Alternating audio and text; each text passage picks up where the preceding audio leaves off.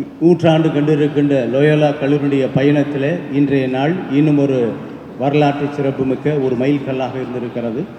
ஏறத்தாழ 1,00,000 இளைஞர்களை, இளம்பெண்களை இந்த வளாகம் கண்டுகளிப்பதற்கு அவருடைய தடங்கள், அவருடைய கனவுகள், அவருடைய சிந்தனைகள் இங்கு பரவி கிடக்கிறது. காற்றினிலே, மூச்சினிலே, இங்கு இருக்கின்ற மண்ணிலே, இங்கு இருக்கின்ற அத்துணை இயற்கையோடும் அவர்கள் கலந்திருக்கிறார்கள். ஆகவே நிச்சயமாக இந்த நாளை அவர்கள் நினைத்து பார்ப்பார்கள். அவருடைய கனவு சரியான ஒரு எதிர்பார்ப்பான ஒரு வேலை கிடைக்க வேண்டும், பணி கிடைக்க வேண்டும், அந்த பணியிலே மகிழ்ச்சி காண வேண்டும். கடவுள் அவர்கள் நிறைவாக வழி நடத்துவார், ஆசீர்வார். நாள் இது, இனிய நாள் இது. கிரேட் சென்னை ஜாப் ஃபேர் என்று தலைப்பிட்டிருக்கிறார்கள். உண்மையிலேயே கிரேட்டஸ்ட்டு சென்னை ஜாப் ஃபேர் என்று தான் சொல்ல வேண்டும். அப்படிப்பட்ட விழாவில் இதனால் இவன் முடிப்பான் என்றாய்ந்து அதனை அவன் கண் விடல் என்ற வள்ளுவர் வாக்குக்கிணங்க சபாநாயகராக சகோதரரை நியமித்த தமிழக முதல்வருக்கு என் ஆத்மார்த்த மகிழ்வும் நெகிழ்வும் கலந்த நன்றியினை தெரிவித்துக் கொள்கின்றேன். சமன் செய்து சீர்தூக்கும் கோல்போல் அமைந்தொருபால் கோடாமை சான்றோர்கனி வள்ளுவர் வாக்குக்கிணங்க அவர் சட்டமன்றத்திலே அவர் எழுந்து நின்று இந்த கையை காண்பிப்பதும் இந்த கையை காண்பிப்பதும் இப்படி சொல்வதும் உண்மையே அந்த ஆளுமை தக்கார் தகவலர் என்பர் அவரவர் எச்சத்தார் காணப்படும் என்ற மற்றொரு வள்ளுவர் வாக்குக்கிணங்க வாய்ந்த எங்கள் சபாநாயகருக்கு எங்களுடைய அதுவும் நிறைந்த நெஞ்சார்ந்த நன்றியை தெரிவித்துக் கொள்கின்றோம். இந்த விழாவில் நுழையும் பொழுதே மிகப்பெரிய ஒரு ஜனசமுத்திரத்தில் நீந்தி வருவது போல்தான் இப்படிப்பட்ட ஒரு சூழலில் சந்தித்தோம். அப்படிப்பட்ட ஒரு சூழலில் இன்று இருக்கக்கூடிய இளைஞர்களுக்கு வாய்ப்பளித்த ரைஸ் நிறுவனத்துக்கும் கிவ் லைஃப் நிறுவனத்துக்கும் எனது கண்கள் பணித்த நன்றியினை தெரிவித்துக் கொள்கின்றேன்.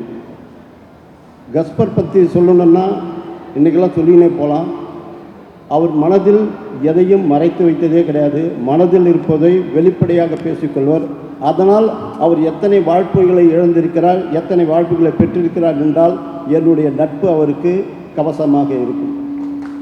அவருக்கு திரையுலகில் ஒரு பெரிய நான் அவரை கேட்டுக்கொண்டு நீங்கள் ஒரு படத்துக்கு கதையும் அல்லது வசனமும் எழுதுங்கள், உங்களுடைய ஆளுமை தெரியும்.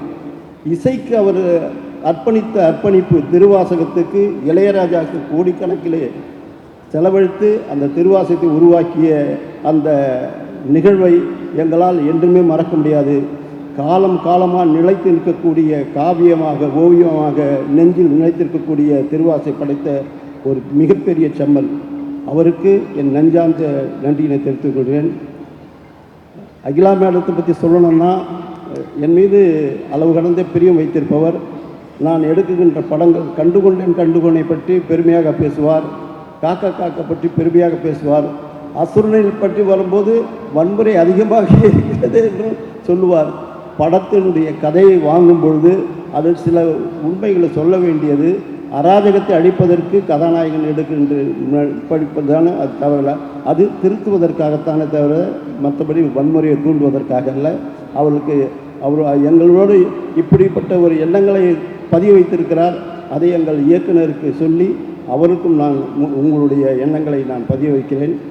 உங்களுக்கு 25,000க்கு மேலான வாய்ப்பு கிடைக்கும் என்று சொல்லியிருக்கிறார்கள்.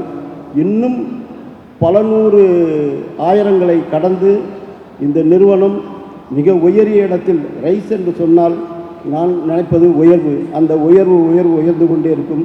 கிவிங் லைஃப் கொடுக்கின்ற மனப்பான்மையுள்ள அந்த நிறுவனம் கொடுத்து அது ஒரு வல்லன்மை வாய்ந்த நிறுவனமாக நிகழ வேண்டும் என்று சொல்லி வாய்ப்புக்கு நன்றி தெரிவித்து அமைகிறேன். நன்றி, வணக்கம்.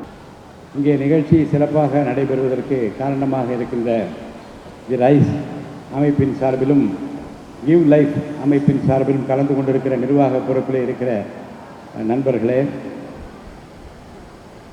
பல்வேறு நிலைகளில் வேலைவாய்ப்பை தேடியும் எப்போது விடிவு காலம் கிடைக்கும் என்று காத்திருத்தலின் ஒரு விளிம்பு நிலையில் நிச்சயமாக இங்கே நல்லது நடக்கும் என்கின்ற நம்பிக்கையோடு அரங்கம் நிறைய குழுமி இருக்கிற என் அருமை சகோதர சகோதரிகளே, ஃபாதர் ஜெகத் கேஸ்பர் அவர்களை நீண்ட நெடுங்காலமாக நான் அறிவேன். சிலரை அருகிலிருந்து பார்த்து மகிழ்வோம், சிலரை தூரத்திலே இருந்து பார்த்து வியப்போம். அப்படி வியப்புக்குரிய ஒரு மனிதராகத்தான் ரெவரண்ட் ஃபாதர் ஜெகத் கெஸ்பர் அவர்களை நான் பார்த்தது உண்டு. அவர் எந்த துறையை எடுத்துக்கொண்டாலும் தமிழ் வளர்ப்பதாக இருந்தாலும் சரி, இலக்கிய ஆர்வலராகவும் சரி, பொதுப்பணியில் ஈடுபட்டாலும் இசையை வளர்ப்பதாக இருந்தாலும் எடுத்துக்கொண்ட எந்த துறையிலும் மற்றவர்களை விஞ்சி நிற்கிற ஒரு பாங்கினை பார்த்து நான் வியப்பது உண்டு. அந்த வகையில் இப்போதும் இந்த ரைஸ் அமைப்பின் சார்பில் கிவ் லைஃப் அமைப்போடு இணைந்து நின்று இளைஞர்களுக்கு வேலைவாய்ப்பு உருவாக்க வேண்டும் என்பதற்காக அவர் எடுத்துக்கொண்டிருக்கிற முயற்சிகளை நான் மனதார பாராட்டுகிறேன். அதில் குறிப்பாக இது இங்கே நடைபெறுகிறது என்றால் நல்லது நடக்கிற எல்லா இடத்திலும் நான் இருப்பேன் என்று சொல்கிற சகோதரி அகிலா ஸ்ரீனிவாசன் அவர்களை நான் நெஞ்சார பாராட்ட கடமைப்பட்டிருக்கிறேன். ஏனென்றால் இன்றைக்கு நான் பொது வாழ்க்கையில் பல நிலைகளில் இந்த கல்லூரி அட்மிஷன்ஸ் என்று வருகிற போது 100க்கு 80 பேர் பிகாம் என்று தான் கேட்கிறார்கள். அப்புறம் இன்ஜினியரிங் காலேஜ் வந்தபோது கம்ப்யூட்டர் சயின்ஸ் வேண்டும் என்று கேட்கின்ற ஒருத்தர் கம்ப்யூட்டர் சயின்ஸ் கேட்டால் அந்த ஆண்டு முழுவதும் எல்லாம் கம்ப்யூட்டர் சயின்ஸ். இப்போது எல்லாரும் என்ன செய்கிறாங்க, ஏஐக்கு வந்து விட்டார்கள். 100க்கு 90 பேர் வந்து சிபாரிசு கேட்டால் அதில் அத்தனை பேரும் ஏஐ வேண்டும் என்று கேட்கின்றார்கள். இது எங்கே ஒரு கருத்துரு உருவாகிறது. இதை படித்தால்தான் வேலை கிடைக்கும் என்கின்ற ஒரு நம்பிக்கை, எதை செய்தால் வேலை கிடைக்கும் என்கின்ற அந்த கவலையின் காரணமாக இது செய்தால் கிடைக்கும் என்கின்ற அந்த பெரிய நம்பிக்கையோடு வருகின்ற பள்ளிக்கூடத்தை படித்து முடித்து வெளியே வருகின்ற அந்த மாணவர்களை பார்த்து நான் கவலை அடைவதுண்டு.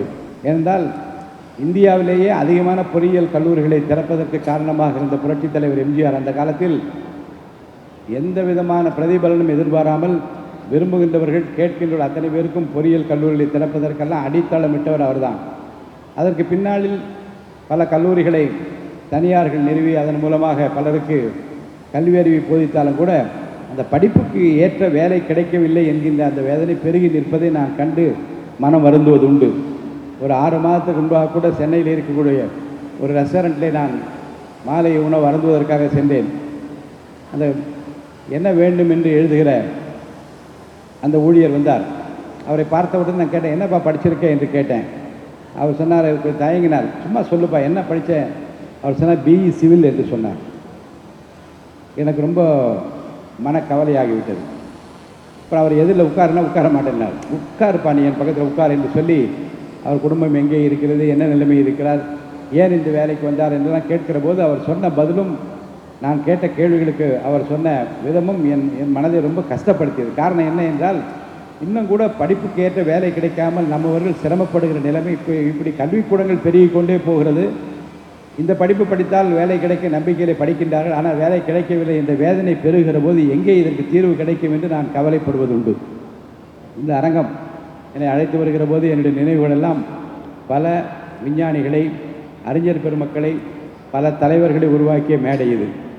இந்த மேடையில் நிற்கிற போது, இந்த கல்லூரியில் படிக்கிற போது நிகழ்ந்த நினைவுகளும் பல நேரங்களில் ஆங்கிலத்திலும் தமிழிலும் இங்கே ஆற்றிய உரைகளை பற்றியெல்லாம் எண்ணிக்கொண்டே நான் வந்தேன். இப்போது எனக்கு இருக்கிற ஒரு மனக்கவலை என்ன என்றால் தி ரைஸ்.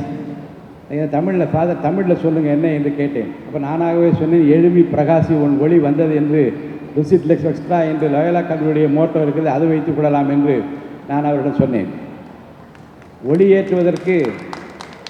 ஒளியேற்றுவதற்கு நமக்கு கரங்கள் தேவைப்படுகிறது. அந்த ஒளியேற்றுகிற கரங்களைத்தான் ரெவரண்ட் ஃபாதர் ஜெகத் கெஸ்பர் வைத்திருக்கிறார். ஆங்காங்கே யாருக்கு என்ன தேவைப்படுகிறதோ அதை பார்த்து தீர்த்து வைக்கிற கரங்களாக ஒரு கரங்கள் இருக்கிறது. அதே போன்று கிவ் லைஃப். அம்மாவை கேட்டேன், அம்மா கிவ் லைஃபுக்கு தமிழில் எதுவும் வைக்கவில்லையா என்று கேட்டேன். தமிழில் வைக்கவில்லை, கிவ் லைஃப் என்று தான் வைத்திருக்கிறோம் என்று சொன்னார்கள். அப்போது ஃபாதர் ஜெகத் கெஸ்பர் நீங்கள் ஒரு தமிழில் வையுங்கள் என்று சொன்னேன். வாழ்வு கொடுக்கும் மையம் என்று வைக்கலாம் என்று சொன்னார்கள்.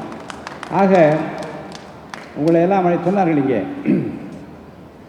எவ்வளோ பேர் வந்தாலும் காலையில் 75,000, இப்போ 85,000 தாண்டி 1,00,000 தொடும் என்கின்ற அளவிற்கு ஒரு மெகா கேம்ப் வேலைவாய்ப்பு முகாமை மிக சிறப்பாக, நேர்த்தியாக, எந்த விதமான சிரமமும் இல்லாமல் நடத்துவதற்கு I should appreciate the volunteers given by Loyola college and others. அவர்களுக்கு என்னுடைய பாராட்டுக்களை, நன்றியை நான் தெரிவிக்க வேண்டும்.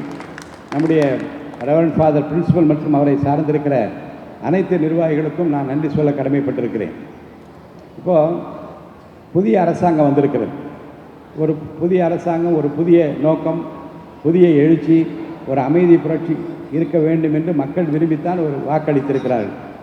அதில் ஒன்றை நீங்கள் பார்க்க வேண்டும், எந்த அரசாங்கமாக இருந்தாலும் அது வெளியரங்கமாக டிரான்ஸ்பரண்ட் கவர்மெண்ட் தர வேண்டும் என்பதில் நம்முடைய முதலமைச்சர் தளபதி விஜய் அவர்கள் உறுதியாக இருக்கிறார் என்பதை இந்த ஒரு மாத காலமாக பார்த்து கொண்டிருக்கிறோம். எதை செய்தாலும் அது மக்களுக்கு தெரிய வேண்டும், என்ன செய்கிறோம் என்று தெரிய வேண்டும்.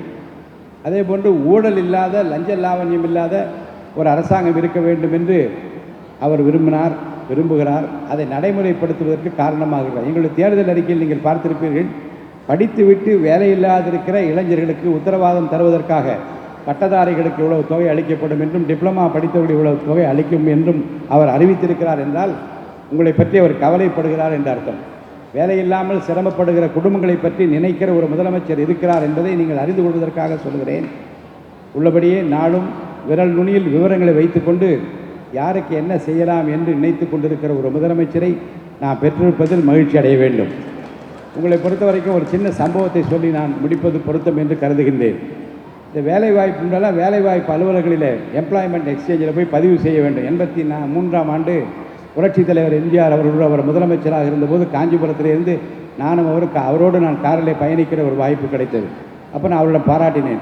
நேற்று முன்தினம் ஒரு உத்தரவு போட்டிருக்கின்றீர்கள், எம்ப்ளாய்மெண்ட் எக்ஸ்சேஞ்சில் சீனியாரிட்டி தான் வர வேண்டும், அதை ஒழுங்காக பராமரிக்க வேண்டும், அவ்வப்போது அரசாங்கம் ஆய்வு நடத்தி யார் முன்னுரிமை பெற்றிருக்கின்ற அவர்களுக்கு தான் வேலை தர வேண்டும், இதை கண்டிப்பாக செய்ய வேண்டும் என்ற உத்தரவு மனதிற்கு மகிழ்ச்சி அளிக்கிறது என்று நான் சொன்னேன். அப்போ அவர் உடனே சொன்னார், நான் ஏன் செஞ்சேன்னு தெரியுமா, உங்களை போன்ற சட்டமன்ற உறுப்பினராக இருக்கின்றவர்கள், பதவியில் இருக்கின்றவர்கள் எம்ப்ளாய்மெண்ட் ஆஃபீஸில் உள்ளே போய் உட்கார்ந்து கொண்டு இவருக்கு போடு அவருக்கு போடு, இல்லை சார் சீனியாரிட்டி வரவில்லை என்றால் அடித்து திருத்தி வேற எழுது என்று எழுதுகிற சம்பவங்கள்லாம் என் கவனத்துக்கு வந்தது.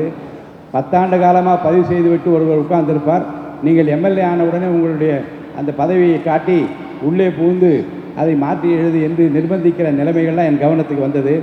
எங்கோ ஒருவர் இந்த அரசாங்கம் நேர்மையாக நடக்கும் என்று பதிவு செய்துவிட்டு வீட்டிலே காத்திருந்தால் அவரை ஏமாற்றிவிட்டு இன்ஃப்ளூயன்ஸ் காரணமாக மற்றவர் வந்து விடுகிறார் என்றால் அந்த சாபம் எனக்கு வர வேண்டுமா என்று கேட்டார்.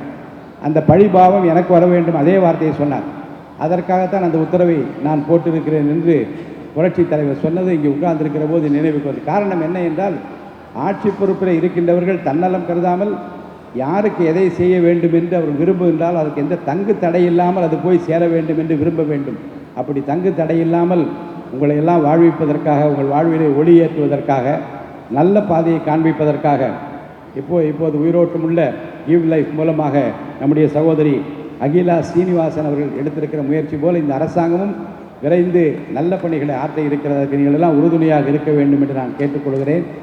ரெவரண்ட் ஃபாதர் ஜெகத் கஸ்பார் அவர்கள் எடுத்திருக்கிற ஒரு நல்ல முயற்சி, இன்னொரு முயற்சி என்று அடுக்கிக் கொண்டே போகலாம். இறைவன் அவருக்கு எல்லாம் வல்ல இறைவன் சுகபலன் தர வேண்டும், நீடி ஆயுளையும் தர வேண்டும். அதே போன்று அகிலா சீனிவாசன் அவர்களோடு இணைந்து நின்று இந்த வேலைவாய்ப்பு முகாம் மூலமாக பல வாழ்க்கையில் நீங்கள் ஒளியேற்றி இருக்கின்றீர்கள், வாழ்வளித்திருக்கின்றீர்கள். அன்னதானம் அளிப்பது மிகப்பெரிய தர்மம். அதே போல் இப்போது ஒரு வாழ்க்கைக்குரிய உத்தரவாதத்தை அளிப்பது என்பது அவள் குடும்பம் உங்களை வாழ்த்தும், வருங்கால தலைமுறை உங்களை வாழ்த்தும். தன்னலம் கருதாது பணியாற்றுகின்ற சகோதரி அகிலா சீனிவாசன் அவர்களுக்கு மீண்டும் என்னுடைய நல்வாழ்த்துக்களை, நன்றியை நான் தெரிவித்துக் கொள்கிறேன். இன்னும் அதிகமான எதிர்பார்ப்புகள் மக்களிடையே இருக்கிறது. அந்த ஏக்கத்தை போக்க வேண்டும், அந்த வாட்டத்தை நீக்க வேண்டும்.